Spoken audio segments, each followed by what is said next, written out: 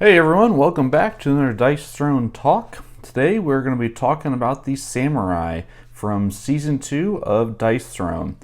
I had the fantastic time of playing Samurai against my wife, who was playing as the Vampire Lord for one game and then the Cursed Pirate for multiple games. And I gotta tell you, Samurai is not a character I've played a whole lot of until then, and he was a whole lot of fun and extremely tanky for what he's able to do. I actually like him quite a bit, and I'll give him some more thoughts at the end as well. To go over, this is his health counter right here. Really nice overall. Turns just as well as any other. And then his CP dial as well. If you hear some jingling in the back, that would be good old Caesar. Artwork is fantastic. I love Japanese lore overall, so I have a liking to the Samurai just based on that. This is his status effect card, or leaflet. Shame, stack limit of 2. It's a negative status effect. Reduces attack damage by 1 for each one, so it reduces by 2 if you have 2 on your opponent. And it's result of their offensive roll phase. Remove the token and reduce that damage by 1. Honor, stack limit of 2. Spend to increase attack damage. Spend 1 to increase it by 1, or spend 2 to increase it by 3. And then you have Backstrike, stack limit of 1. Spend to deal half of 1 die damage when attacked. It's really nice overall. His dice pool is pretty easy overall. You have 1, 2, and 3 are katanas, 4 and 5 are kabutos, and number 6 is Rising Sun. The dice overall, really nice. I like this dice quite a bit. Not my favorite dice, but I do like them. I think the numbers and the symbols pop out very nicely, and it's always exciting to see that red. Didn't get anything right there, but 2, 3, 4, 5, so small straight. I know I didn't do this for the Shadow Thief, but I'll be rolling some dice at the end as well for the Samurai. He is a level 3 complexity, and I think that is pretty accurate. And I think he would actually be a level 2, if not a 1, if it wasn't for one thing, and that is his honor system. With his passive ability, Bushido. If you are the first player in the game, gain honor. At the conclusion of your turn, if you use less than 3 rolls during your offensive roll phase, gain honor.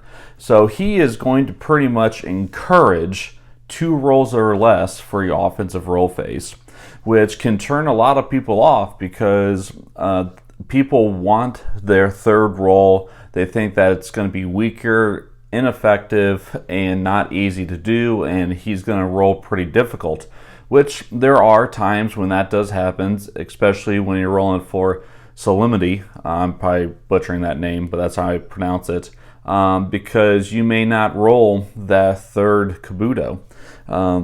However, it does reward you, saying at the conclusion of your turn, if you did do less than 3 rolls, you get honor. You can then spend that honor for next turn to add damage, either 1 or 3. So it also encourages you to save that honor and always making sure that you get up to 2 very quickly. And that is why he is a level 3 complexity, is because once you throw this honor system into it, he gets pretty difficult in terms of timing. When do you use that honor? When do you not? But I find him to be very enjoyable. In fact, my next Dice Throne Adventures game I'm going to play, it's going to be with the Samurai. Let's go over his attack abilities here a little quick. Katana Slice, it's going to be 5, 6, 7 damage, nothing else special with it. You add his upgrades to it. Now you're doing 3 of a kind and inflict shame on Katana Slice 3, and it's 6, 7, 8 for 3 CP. It's pretty costly overall. And then compare it to number 2, same amount of damage, but now you need 4 of a kind instead of 3 of a kind. Overall, these are pretty expensive cards, and he is not a CP generator at all. So he's going to have some pricey abilities or upgrades. So you are going to have to figure out, okay, what do you want to sell? What do you need to keep? It's also important to note he has no stats effect ability to get rid of any stats modifiers. So you're going to have to save those, what stats effects, get that out of here, bye-bye. You're going to have to save those to get anything negative or nasty off of you. So for me, I typically sell these mainly because it's just 1 damage additional, and the likelihood of getting the 4 of a kind or 3 of a kind is not great overall, and you're really going for other abilities overall. This is just, okay, I missed, or I have 3 swords or something, or 3 katanas. Next you have Wakizashi. It's two katanas, 2 rising suns. You gain back strike, which is fantastic, and then deal 3 undefendable. A lot of people say, see that 3 undefendable going like, on 1v1 that's not great. Okay, well you do 3 undefendable, which means that the opponent doesn't get a defensive roll. You gain back strike, and then when they attack you, you can spend that, and they don't get a defensive roll on that. So it could go up anywhere between 4 and 6 undefendable damage, which is pretty solid overall, especially if you get it multiple times. As well as if you're rolling 2 suns at your first roll, and you may want to go for ultimate or something else like that, but you come up short and you have some katanas, that's a nice backswing to it. Wakizashi 2, it's 4 undefendable damage, which isn't bad, and it's only 1 CP, which is really nice. I like that 1 CP. And then you have Wakizashi 3, which I like a lot.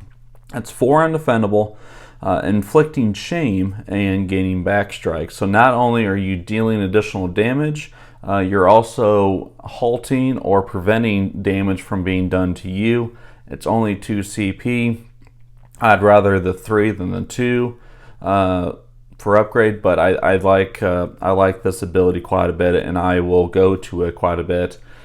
Extremely powerful in Dice Throne Adventures, doing undefendable damage. If you can do 4 undefendable plus backstrike plus shame, you're doing a lot of damage very well and preventing quite a bit. Solemnity, 2 swords and 3 kabutos. This one I have struggles with sometimes getting it if I'm trying to roll for it, trying to get that 3rd kabuto. Sometimes it just does not happen, and then you have to go to the 3 katana slice rather than solemnity. It happens sometimes, but the ability to inflict shame, dealing 7 damage is really good. And a lot of people are like, shame, it's just 1 damage. But if you combine that with his defensive ability and combine that over multiple turns, that's gonna add up over time. And every attack that modifier that you can prevent is fantastic. His level 2 is much better overall. I would highly recommend upgrading this one. The reason why is because you're inflicting 2 shame rather than 1, dealing 1 additional damage, and you're also adding another attack option, which is very nice. Yeah, you're just dealing 2 shame. However, something is better than a whiff. You do not want to whiff in Dice Throne or Dice Throne Adventures. Your chances of losing increase quite a bit, so I like these upgrades that add another attack option. You have your small straight Budo, gain honor, deal 6 damage. It's all right overall. A lot of times for the small straights, 1, 2, 3, 4, you also have the ability for katana slice. So either way, probably you'll be dealing 6 damage. It's just a matter of, do you have honor already? Do you get honor first? So if you had 1 honor saved up from the last turn, you go for the small straight, you get it, you gain honor, now you have 2. You can then spend those 2 to add a 3, so now it's 9 defendable damage, which is very good overall. His upgrade, a little bit better. It is 2 CP, but you're adding 2 additional damage, so you could get up to 11 defendable damage, which is nothing to scoff at.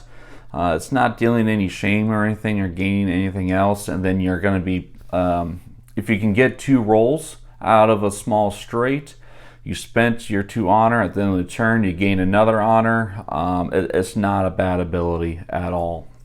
Masamune, large straight, you're dealing 7 damage and roll 4 dice.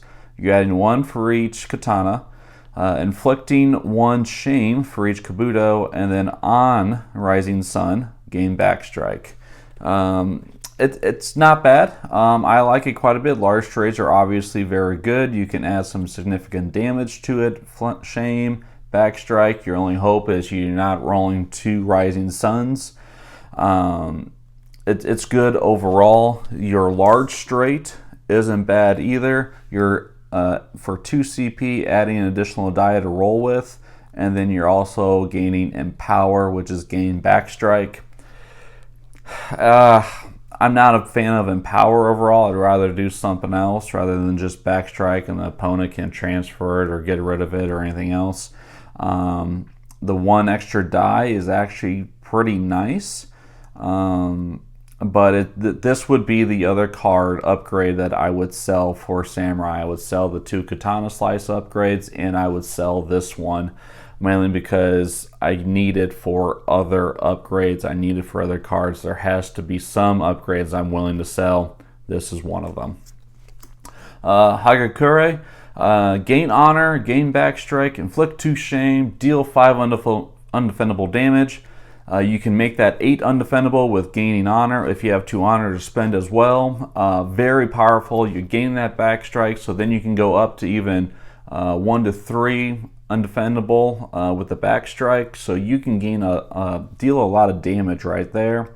Inflicting 2 shame, so you're better in your defense as well. Fantastic ability. I really like the mini ultimate. His upgrade, I think, is an auto upgrade. It's 2 CP. You are dealing 7 undefendable rather than 5.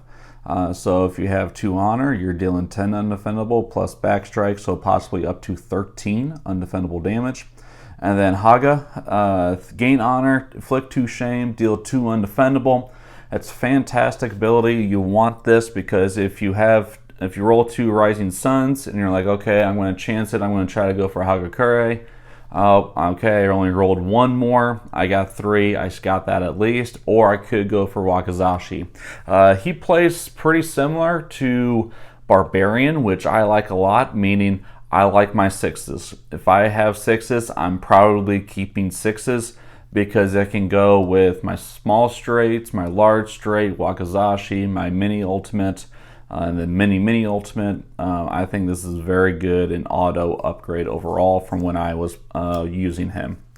And then lastly, Stand Tall. He's rolling 3 defensive die, which is not great overall. He's dealing 1 damage per katana, preventing a damage per kabuto, and then on Rising Sun, preventing 2. So it's important to note it's not per Rising Sun, it's just on Rising Sun.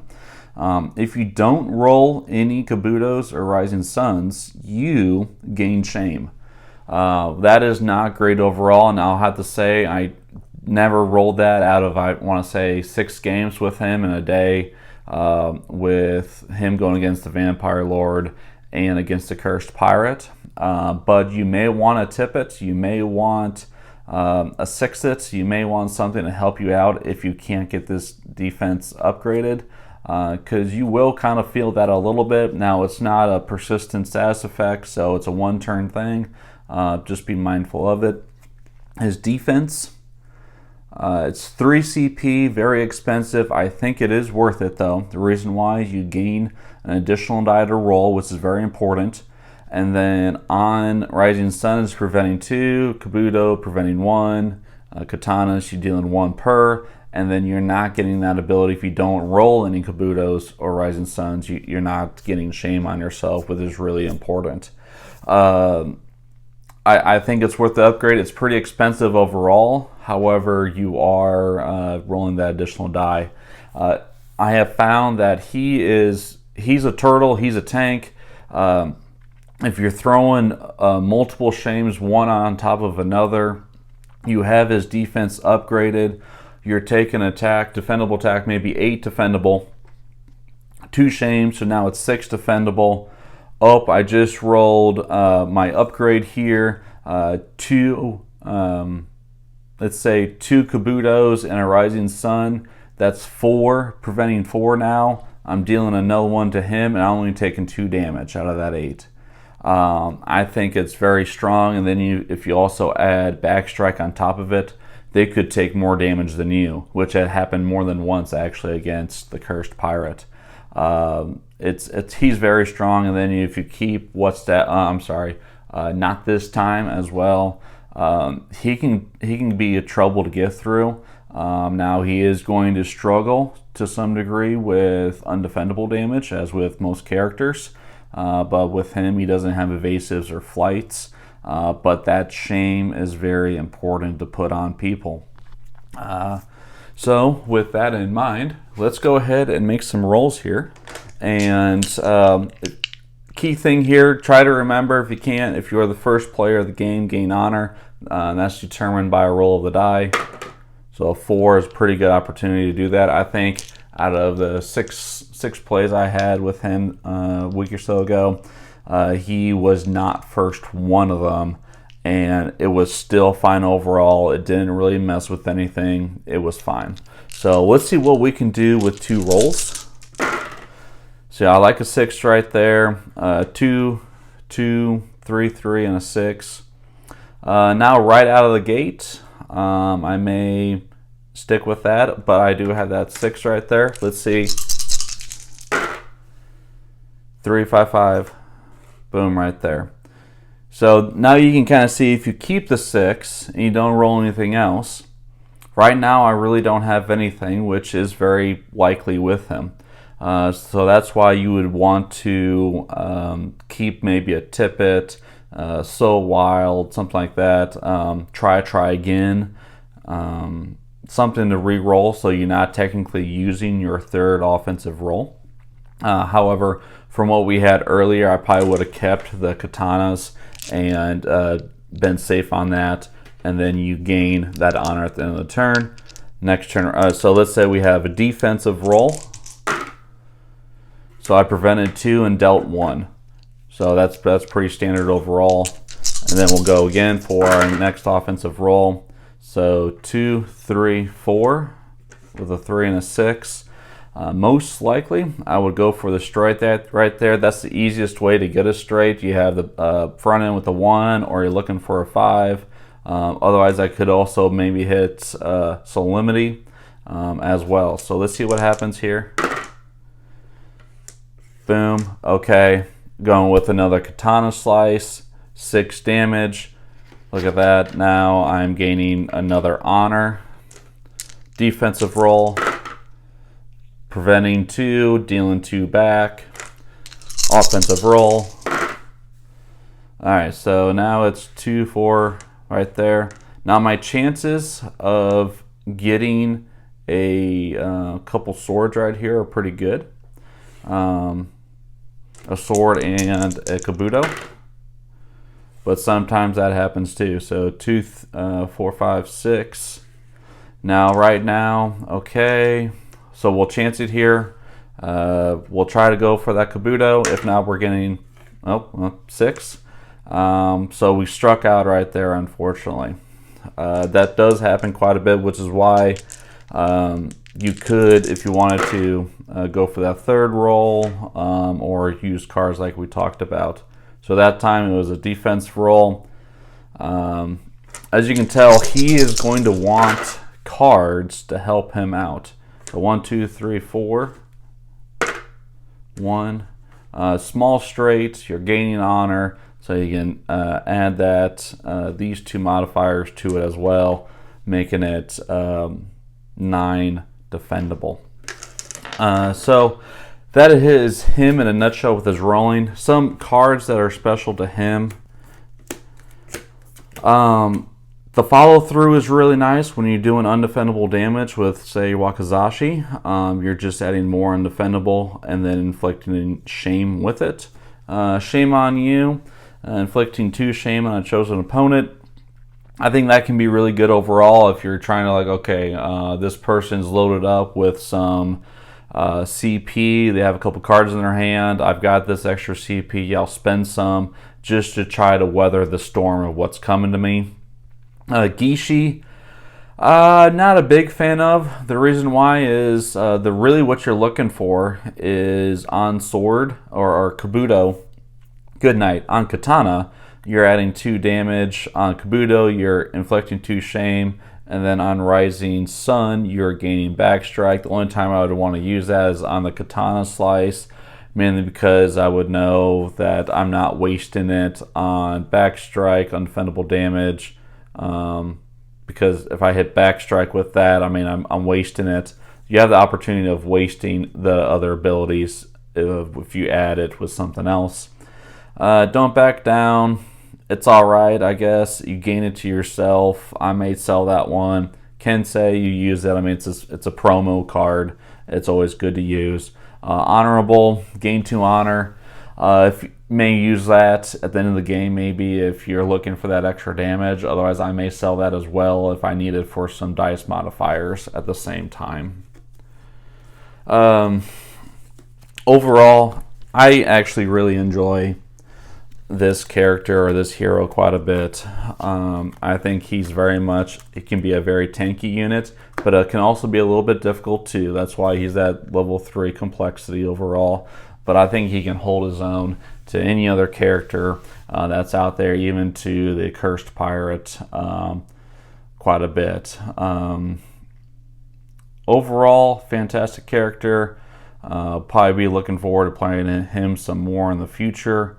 I don't think I have anything else. I feel like I'm forgetting something right now, but if not, that's fine. Let me know in the comments below if you agree with my assessment and rolling those only 2 dice. Now, I remember what I was going to mention now. If you find yourself that you want to up your gameplay a little bit and see what you can do, with a little more harder complexity, go with the samurai in terms of not having to use your dice modifier cards for your own dice. This is going to just make that focus much more because you're really forcing yourself only 2 rolls. So you're going to force yourself to get what you need within 2 rolls and then use dice modifiers against your opponents or other effects that are happening. It's really going to force and expand your gameplay with other characters if you can also force it into only 2 rolls. It may be more difficult than others, obviously, with their own dice pools. But if they have a similar dice pool to the samurai, see what you can do and try it out. You may be surprised that you're not having to really use your dice modifiers but for your dice, but instead your opponent's dice. So till next time, good to be back and posting another character or hero. Looking forward to the Dice Throne Marvel. That's coming out next week at the time of this recording. Let me know down below who you want to see next. See ya.